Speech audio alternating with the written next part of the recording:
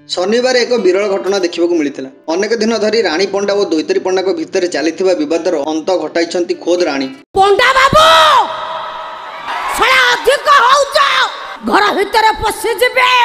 से Konark painting room को जाई दैतारी को प्रणाम करने सह आशीर्वाद नहीं। उभय मध्य 15 मिनिट धरी आलोचना होता। दैतारी तांकू मो सुना भौणी बोली कही कोलाग्रत करने सह पछ कथा भूली राणी मो पाखक आसी ओ मोते भाईना बोली कही मु बहुत खुशी अच्छी बोली कहते।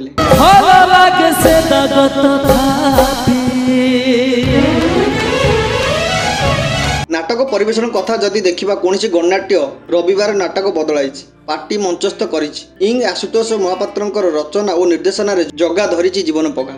रति मिटुना दैतारी पंडा पंकज मामुनी दमदार अभिनय दर्शक को खूब पसंद होई। नाटक शेष रजनी रे भी मंचस्थ होता।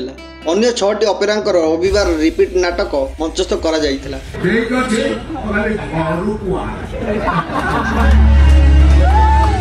आज यात्रा महासमर महासमाप्ति दीर्घ 12 दिन धरी चलुवा यात्रा महाकुंभर विदाय रजनी मेलाडी नेबे 7टी जाक नाटक पार्टी हेले एही यात्रा महाकुंभ रे नुआ अनुभूति साउंटिछन्ती दर्शक।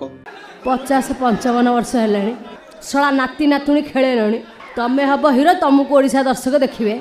अरे एक कथा कहिया को तुमको टिके लाज लागुनी। खंडगिरी नाटक मंच रे कोनसी अश्लीलता को प्रश्रय दिया जिवो नाही बोली समस्त यात्रा कमिटी पुलिस टारू आरंभ करी स्थानीय विधायक जो आह्वान देइथिले ताको समस्त यात्रा पार्टी समर्थन देइथिले। भिन्न स्वादर मनोरंजन परिसेवा उद्देश्य रे यात्रा राणी सिंह बाहिनी दर्शक लागि प्रस्तुत करथिला स्वतंत्र शो।